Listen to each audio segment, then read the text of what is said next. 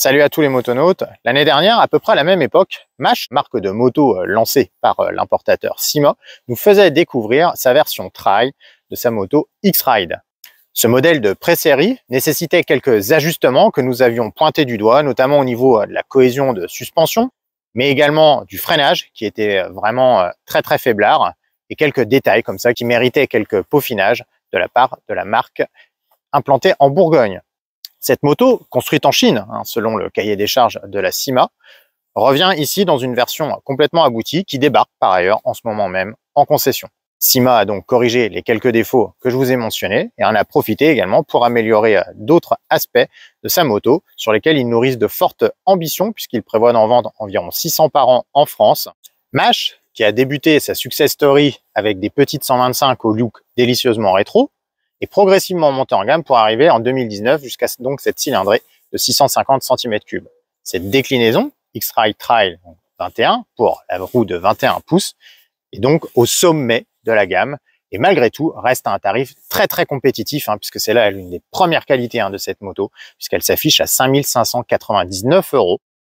Certains d'entre vous ont reconnu l'aspiration évidente de cette moto, la Yamaha 500 XT, forcément, ne serait-ce que là en plus dans ses coloris blancs.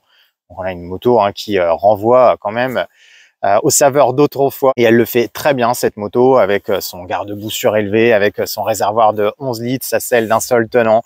On a quelques belles pièces à regarder, notamment ce joli petit silencieux là avec sa sortie chromée. On a des jantes à rayons de bonne facture, des suspensions entièrement réglables de chez Fast S, un fabricant taïwanais.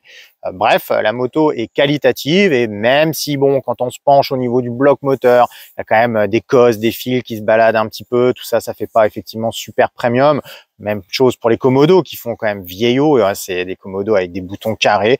Eh bien, tout ça, ça fait partie, on va dire, du charme de cette machine. Même chose pour l'instrumentation. On a donc un cadran circulaire où il y a les infos de base. On a quand même une jauge à essence et en plus il y a une prise USB-A juste en dessous, donc ça c'est quand même un côté pratique fort appréciable. On apprécie aussi la présence d'un porte-paquet de série, ce qui n'est malheureusement plus le cas sur certains Maxi Trail beaucoup plus chers. On pense notamment à Honda qui l'avait retiré sur son Africa Twin. Là voilà, on a ce petit porte-paquet qui fait également d'ailleurs office de poignée de maintien pour le passager. À ce niveau, rien à redire. En revanche, on tique toujours sur ce format étrangement court du garde-boue avant qui laisse exposer du coup tout le bloc moteur et notamment aussi le radiateur d'huile. Donc pour une machine qui est censée avoir certaines velléités tout-terrain, c'est un petit peu léger. Même sentiment lorsqu'on découvre le sabot moteur qui est en plastique. Alors certes, c'est du plastique rigide, mais quand même, ça tiendra pas le choc face à une pierre, ça c'est évident. Par ailleurs, ce sabot moteur, il est assez court sous le cadre berceau. Donc ça sera pas une moto pour faire du tout-terrain dur entre guillemets, mais par contre pour se balader, sortir de la route pour aller emprunter un chemin à côté, traverser un champ, etc. Tout ça c'est dans ses cordes à cette machine, notamment grâce à ces grands débattements de suspension, débattements que Syma a par ailleurs légèrement diminué afin justement de rétablir un meilleur équilibre sur cette machine puisque sur le prototype testé l'année dernière, il y avait des transferts de masse vraiment pas du tout bien maîtrisés. C'est plus le cas, ils ont tout revu au niveau des suspensions. On a désormais un excellent maintien et même si la météo très capricieuse aujourd'hui et très pluvieuse en début de journée nous a gâché le plaisir, eh bien on a pu voir qu'il y avait une tenue de route de premier ordre sur cette moto. La cohésion justement de suspension est bien meilleure. Il y a un bien meilleur maintien au niveau de la fourche. Idem au niveau de l'amortisseur. Donc tout ça, ça offre la progressivité nécessaire pour pouvoir justement profiter de la machine sur des routes passablement défoncées comme on a pu en avoir ici dans la région Bourgogne où nous nous trouvons aujourd'hui. Ces améliorations, elles touchent aussi le freinage, je vous l'ai dit, qui l'année dernière était vraiment indigent sur la version de pré-série. Il y avait vraiment un problème au niveau à la fois de la centrale ABS, du mètre cylindre. Donc là, Syma a entendu le message, ils ont changé justement de mètre cylindre.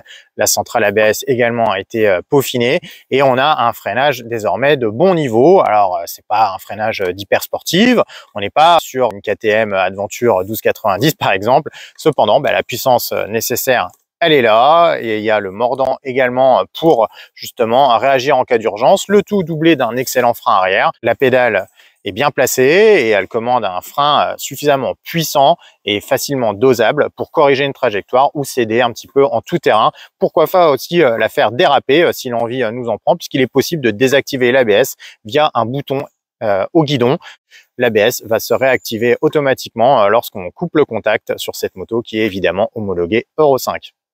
On profite d'être installé en selle pour parler un petit peu ergonomie, position. Alors vous le voyez, c'est une moto haute. Je mesure 1,75 m et je ne touche le sol que de la pointe des pieds de chaque côté. Il va quand même falloir réfléchir avant d'acheter cette moto, avant de se laisser tenter, parce que même si la moto est légère, avec 180 kg tout plein fait, eh bien, il faut quand même la retenir, notamment dans des portions un petit peu tout terrain.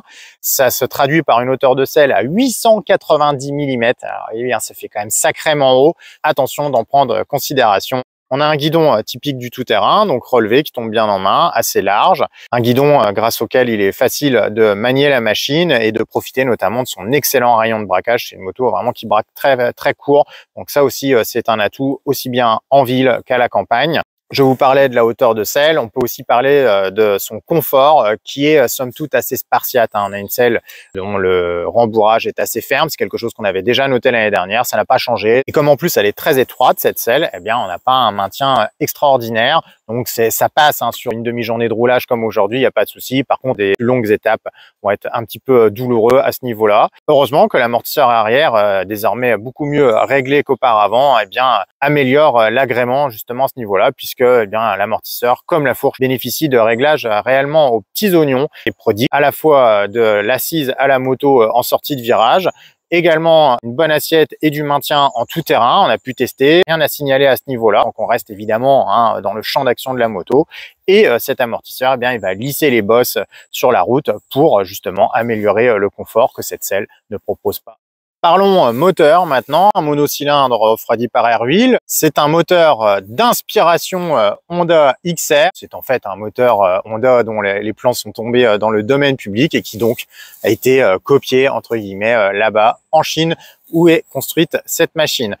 Cette mécanique donc éprouvée, fiable, ça là-dessus il n'y a pas de problème, développe 39,3 chevaux et 42 Nm de couple, donc c'est pas des performances hallucinantes bien sûr, mais ça va bien avec l'esprit général de la moto. Et puis c'est un bloc à l'ancienne, longue course, avec une boîte 5 vitesses, donc c'est un bloc qui renvoie aussi justement à des sensations qu'on avait un petit peu oubliées. C'est un bloc qui vibre, notamment à mi-régime. C'est un bloc qui vit également parce que il a une gentille patate.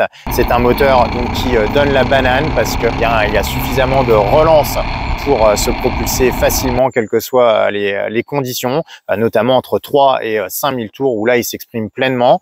En dessous de 3000 tours, c'est parfois laborieux sur les rapports supérieurs, tout simplement parce que il a tendance à pilonner entre 2005 et 3000 tours selon le rapport engagé. Donc il fait vite comprendre qu'il faut aller chercher un régime plus adapté situé un petit peu au-dessus. Et lorsqu'on a pris le pli, on se régale justement avec sa sonorité sympathique, poum poum, et ses crépitements à la coupure des gaz. Bref, il y a effectivement un ensemble qui fonctionne de façon très cohérente sur cette moto. Un moteur charmant, un moteur qui évidemment va pas vous arracher les bras, mais qui suffit amplement, en tout cas sur du réseau secondaire. Alors bien sûr, si vous le mettez sur autoroute, la moto chargée à deux dessus dans des côtes, oui, bien sûr que là, ça va être un petit peu insuffisant. En cela, cette moto n'a pas vocation de détrôner la GS de BMW, on est bien d'accord. Mais en tout cas, cet ensemble réussi entre les lignes du passé, des composants d'aujourd'hui et un moteur plein de caractère fonctionne parfaitement. On note une sélection un petit peu rustique, donc qui demande un coup de botte énergique parfois pour monter les rapports. Un embrayage qui est dans la même veine, donc qui se monte progressif, mais avec un levier assez dur. On apprécie aussi une injection finement calibrée. C'était un petit point noir du premier prototype l'année dernière. Là, c'est plus le cas. On a vraiment une injection qui répond de façon fluide et efficace pour gérer justement cette mécanique. Dernière précision concernant ce moteur. D'une, il est associé à une transmission finale par chaîne. 2, sa rupture est située à 7000 tours. Mais sincèrement, Motonet vous recommande vivement de ne pas aller le solliciter aussi haut parce que ça ne sert à rien. La messe est dite bien avant, aux alentours de 5000 tours. Donc oui, on peut profiter de la longe supplémentaire, mais là, sincèrement, les vibrations sont quand même bien marquées au niveau des fesses, des guidons et même des pieds. Donc là, on comprend très vite qu'on est arrivé aux limites structurelles de la mécanique. Donc mieux vaut retomber dans la plage que je vous ai désignée tout à l'heure entre 3 et 5000 tours au jugé. De toute façon, on l'entend et on le perçoit guidon en main que c'est vraiment sa plage d'utilisation favorite à ce moteur pour avoir les relances les plus dynamiques grâce à sa boîte de vitesse 5 rapports bien étagée. Malgré ces lignes résolument classiques, la X-Ride Trail fait appel à des composants bien d'aujourd'hui, notamment au niveau de l'éclairage et des clignotants qui sont entièrement à LED. Et sincèrement, en plus, ces petits clignotants là, ils sont mignons comme tout. Ça, c'est quelque chose qui est bien vu de la part de Syma. C'est valorisant pour la moto et pour son pilote. Je vous en ai parlé tout à l'heure. L'une des particularités donc de cette machine, c'est ses jantes en 21 et 18 pouces, donc le format traditionnel des trails avec des aptitudes tout-terrain. Ces jantes sont montées avec des pneus Cordial. Alors Cordial, c'est une marque inconnue au bataillon, donc en provenance d'Asie, et c'est une marque que je vous recommande pas spécialement. Pourquoi? Parce que sous la pluie, ces pneus à gros crampons se sont montrés de véritables savonnettes. On s'est fait des bonnes chaleurs, notamment dans les ronds-points. Et même lorsque les pneumatiques ont été à la bonne température, parce qu'il fait très doux aujourd'hui, eh bien, ça n'a rien changé sur les raccords de bitume, sur des portions de route vraiment humides. On avait zéro grippe, donc ça, c'est à changer d'urgence à l'achat, parce que là, en l'état, c'est vraiment pas recommandable. D'autant que si la machine est dotée de l'ABS en série, elle n'a pas l'anti-patinage. Donc, quand ça décroche, c'est tout à la poignée qu'il faut gérer. Et sincèrement, sur l'angle, quand l'avant et l'arrière se dérobent d'un coup comme ça par un temps pluvieux, la moto a beau être légère, bien équilibré, on a beau avoir un grand guidon, eh bien ça ne suffit pas évidemment pour se montrer rassurant. Donc ces pneus à changer, c'est un impératif. Quel bilan tirer de cette X-Ride Trail de la marque Mash? Eh bien un bilan favorable. D'une part, grâce à ces lignes, c'est vrai que c'est une moto agréablement proportionnée avec une silhouette ravissante. Voilà, un coup de crayon du passé qui fait mouche auprès des motards nostalgiques que nous sommes tous un tout petit peu. C'est une moto qui est en plus globalement bien finie. Alors bien sûr, il y a des détails qui montrent que oui, on est sur un format quand même entrée de gamme, mais la moto n'a pas à rougir de la comparaison. C'est une moto qui reste quand même suffisamment valorisante pour constituer par exemple une deuxième moto tout à fait recommandable.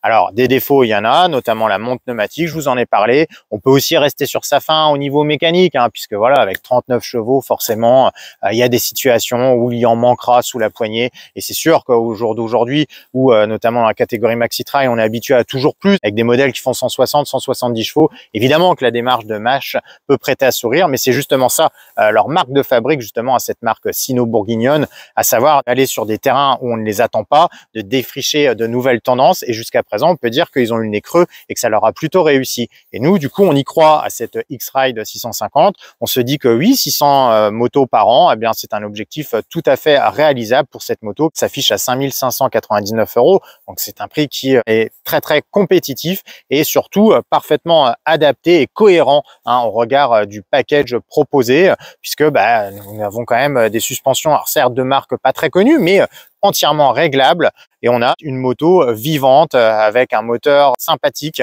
une partie cycle bien née, un cadre qui ne se tortille pas. On a pu voir aujourd'hui qu'en termes de stabilité, la moto elle avait aucun souci de ce côté. Globalement, il est possible de faire beaucoup de choses avec cette moto et notamment de se faire plaisir.